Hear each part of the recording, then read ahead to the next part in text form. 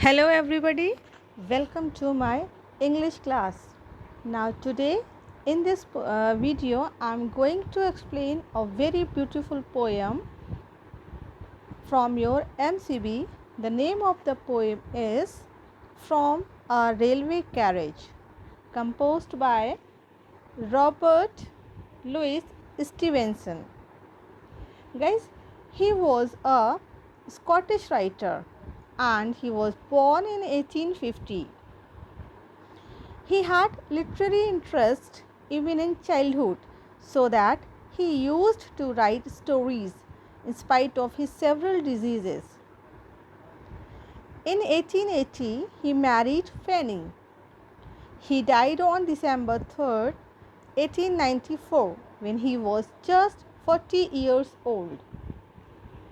Guys, he remains to this day one of the most translated literary writers in the world. So let's start the poem From a Railway Carriage. Before starting, I want to share one thing that guys, traveling experiences are a source of great happiness for children.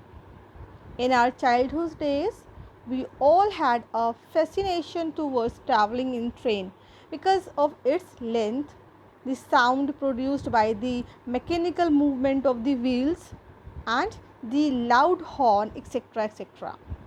Here in this poem From a Railway Carriage by Robert Louis Stevenson, the poet describes his thrilling journey in a train and about those sights that he saw then. The title of this poem captures the essence of the poem, as it is a record of the poet's journey in a train. The poem communicates the poet's observations and thoughts as he was sitting in a railway carriage. So, let's start the poem. Faster than ferries, faster than witches, bridges and houses, hedges and ditches, and charging along like troops in a battle, all through the meadows, the horses and cattle. In these lines, the poet shares his experience of a railway journey with us. He describes its speed very amazing. He presents natural scenes seen from the window of a railway carriage. The poet says that the train runs more quickly than the ferries can fly or witches can move. Okay. He says when the train advances forward, it seems as the soldiers are attacking enemy in a battlefield.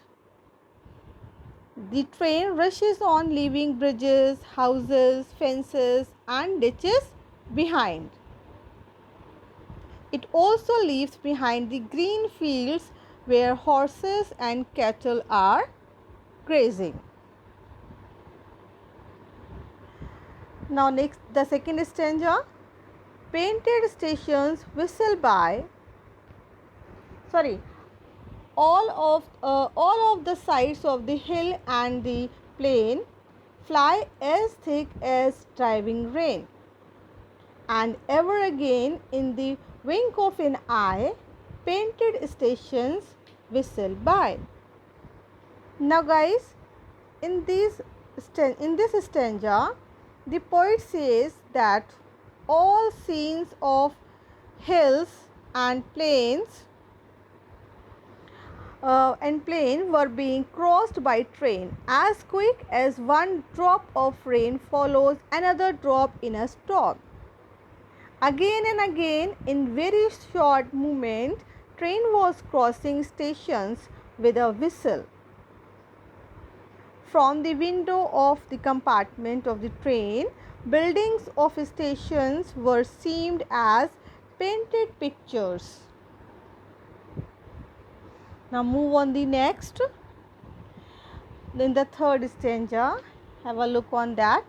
Here is a child who clambers and scrambles all by himself and gathering brambles. Here is a tramp who stands and gazes, and there is green for stinging the disease. Now guys, in these lines, poet says that from the window of the compartment of the train, he sees a child climbing a steep ground by himself with difficulty.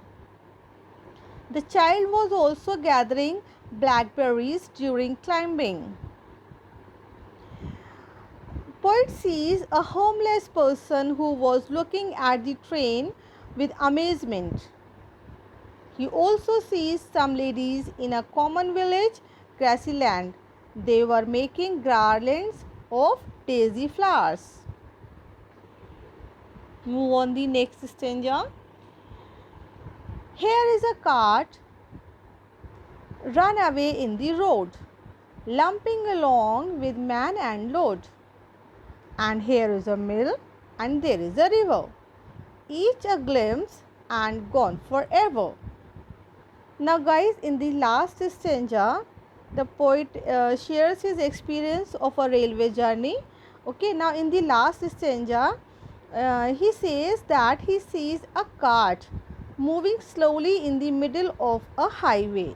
It was full of load, and a cart driver was sitting on the top of the load. He sees a watermill and river while traveling in the train.